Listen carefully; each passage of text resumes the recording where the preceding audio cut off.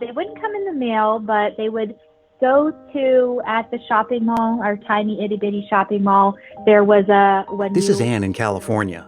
And just like me, she grew up during a time when the Christmas season was populated by the likes of Atari video game consoles, Teddy Ruxpins, and Rainbow Bright. Oh, Rainbow Bright, yes, Gem and the Hologram. We're talking about not only the wonders of 1980s Christmas toys, but also about another piece of Christmas nostalgia.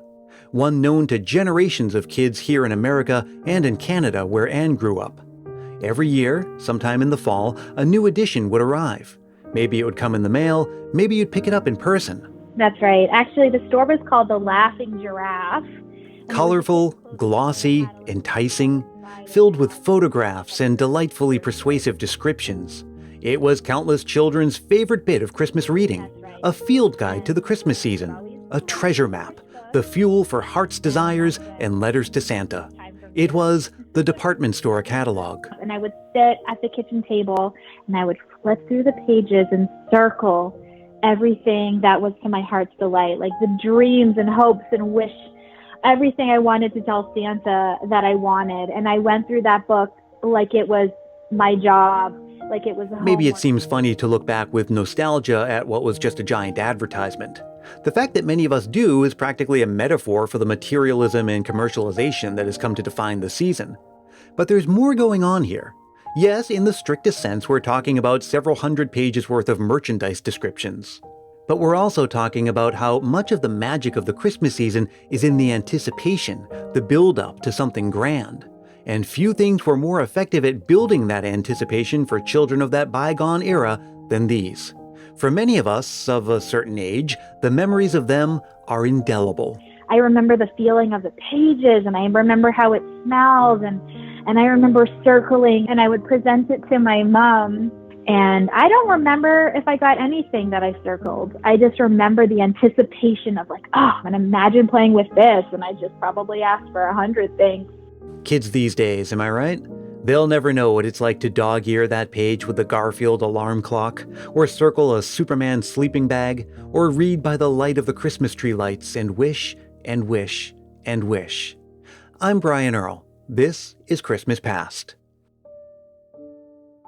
Many large retailers, including Sears, JCPenney, FAO Schwarz, Ward's, Eaton's, and others, produced their own versions of these annual catalogs. So for me, the JCPenney Christmas catalog was sort of my gateway drug of Christmas cataloging. That's Jason Liebig. He's the creator and curator of Wishbook Web, a website where he has digitized dozens of vintage catalogs going back more than 85 years. I think they came out in late August, and I sat there and dreamed about the toys that I would get. You know, these were dream books. They really were wish books. Some of these were given titles like The Christmas Book or Christmas 1965 or something, but it was Sears that started calling their catalog the Wish Book beginning sometime in the 1960s. The name became so commonly known that it has since become synonymous with any of those Christmas catalogs of a bygone era. Well, let's go back to the beginning. Sears Wish Books started in the 30s. 1933 to be exact. At the time, Sears was like Amazon, that one behemoth retailer that sold everything imaginable. It all started in 1886 when Richard Sears and Alva Roebuck turned their local business selling gold watches into a mail-order operation.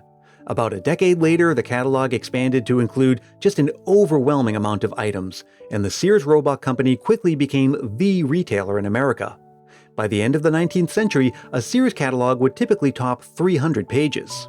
Now here's a little aside for you, but I'll just tell you now there's nothing Christmassy about it. In the late 19th and early 20th centuries, modern commercially available toilet paper was still in its infancy. The manufacturing process still hadn't been perfected. In fact, even as late as the 1930s, it was still common practice for toilet paper makers to show the quality of their product by marketing it as splinter-free. So just let that sink in. One of the alternatives people turned to was, guess what? The Sears catalog. Why not? It was free. The newsprint it was printed on tended to be splinter-free to begin with, making it a better option anyway. And again, there were hundreds of pages to use. Many people even complained when Sears began printing their catalogs on glossy paper. And for a long time, Sears was strictly a mail-order business, the online shopping of its day. Physical retail locations would come later, and even then, the stores had only a fraction of the items available in the catalog, and not everyone lived near a retail location anyway. And so, in the 1930s, when Sears created its first Christmas catalog, and remember, this is pre-television, and at the time only about 60% of American households had a radio, that catalog served as the singular, definitive source for all things for tiny tots to set their eyes all aglow. When you did not have big box retailers that were chains across America, you certainly didn't have toy sections and Toys R Us's and Walmarts with their significant toy sections. So for most kids growing up for many generations, this was your entry land into toys. Clearly, Sears had hit on something that captured the imagination and kept the cash registers ringing. So by the time they began calling their annual Christmas catalog the Wishbook, the competition had started to follow their lead. By the 60s and 70s, they really started to inspire other people to do these things. Christmas catalogs had become a presence throughout the season, and every year they got bigger and bigger. That first 1937 Sears catalog had 104 pages. Compare that to the 1991 edition, which had a whopping 806 pages. And then later in the 1990s, and over the course of just a few Christmases, they were gone. Why did Christmas catalogs go away? Well, I mean, like with so many published things, like with so much the upheaval in retail, you can point to A, the internet, and B, Amazon. These are the two things. You know, Amazon, which sort of really did what Sears did 120 years earlier, the need for catalogs as you could order more things online and look at things online became less and less. And, you know, as the people who still demanded those catalogs started to die off or became less important to companies, they started to go away. Well, maybe gone isn't the right word, just that new ones were no longer being made. But for Jason Liebig, that same internet that killed the Christmas catalog would also be the thing that helped to preserve their memory. And one of the first things I realized when the internet came about was everything that was so hard for me to find and reference and see and enjoy was suddenly just available to people who grew up, of course, in the world of the internet. The idea that you can just bring up any episode of any show you used to love is not miraculous. But to me, it was, and to a large degree remains, miraculous. And pretty quickly, Jason knew he had struck a nostalgic chord. I would get visitations from people with their parents, you know, like their senior parents who were quite old, who they would sit and go through the catalog together as a form of sort of re-experiencing a shared Christmas, which are my favorite emails to get. It's more than just nostalgia, more than a flashback to the glories of Christmases long, long ago. In their own way, these catalogs tell you something about the time they came from. They're a great historical document. They reflect society. When you pick up a catalog from the 50s and you understand what life was like just a little bit. To flip through one is to get a sense of style trends for clothes, hair, and makeup. Many items were branded merchandising tie-ins, so it's a peek into what movies, TV shows, cartoon characters, and music were popular at the time. They provide a good overview of the state of consumer technology, and much, much more. Maybe this explains why researchers and college professors have let Jason know that they use his site for various academic purposes.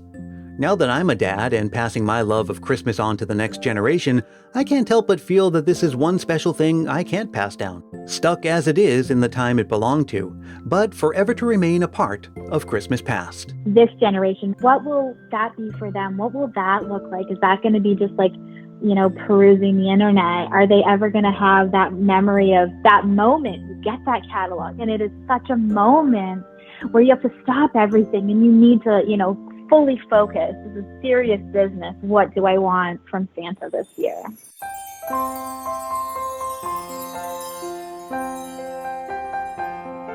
Well, speaking of kids and Santa, there must come that day in every child's life when their relation with Santa changes. Jessica in Florida has a Christmas memory involving just that, so if you're listening with your little ones, now's a good time to hit the pause button or put in your headphones. This is Jessica Tomlinson from St. Petersburg, Florida. As a child, I was very inquisitive, always exploring to find out how things worked. So naturally, it didn't take long for me to begin questioning just how it was that Santa traveled all around the world and climbed down every one of those chimneys in just one night. And what's to be said of those families who did not have chimneys? I also thought that if Santa and his elves actually made all those toys, as was commonly recounted, then I should be able to dream up imaginative, whimsical, unique, one-of-a-kind creations that only I could ever think of, and Santa would just make them for me. But then I started noticing that all the toys appeared to be store-bought, and the wrapping paper covering them was the same wrapping paper that I used to wrap gifts for my cousins and friends. Then one night, I stayed up late and caught my mother in the act of secretly slipping presents under the Christmas tree. The jig was up, but I didn't totally throw away the idea of Santa Claus. It was told to me that Santa was just a name and a face put to the spirit of giving and the holiday season, and that's how I view Santa Claus today. In fact, that year, I turned the tables. I told my parents that they would have to stay in bed, and I would slip around sometime in the middle of the night, slipping presents under the Christmas tree just like Santa Claus. And that's what I did for the next several years. I thrilled to the idea of becoming Santa Claus myself, having solved the mystery and found something even bigger, the gift of giving. Were Wishbook catalogs part of your childhood Christmases? Do you have any memories involving them, or any Christmas memories of any other type that you'd like to share with the rest of us? All you have to do is record yourself speaking into your phone's voice memo app and send it to christmaspastpodcast@gmail.com. Just keep it reasonably short, clean and family friendly, and be sure to say your name and where you're from. Christmas Past is produced in wonderful Willow Glen, California by yours truly, Brian Earl. Thank you so much to Jason Liebig. Check out the marvelous Wishbook web at wishbookweb.com. Thanks to Anne in California and Jessica in Florida, and thank you for listening. I hope you're having a wonderful Christmas season so far and that you've got a lot of fun things coming up. I'd love to hear about them, so drop me a line anytime. Again, I'm at christmaspastpodcast@gmail.com. You can also find me on Facebook, Twitter, and Instagram, and let me invite you to join our private Christmas Past Facebook group if you haven't yet. And hey, if you're really feeling the Christmas spirit, why not help more people discover the show? It's as easy as telling a friend about it or leaving a review on Apple Podcasts. If you do leave a review, I'll send you a Christmas Past sticker, and a handwritten Christmas card is my way of saying thanks. Reach out for details. And until we meet again, may your days be merry and bright.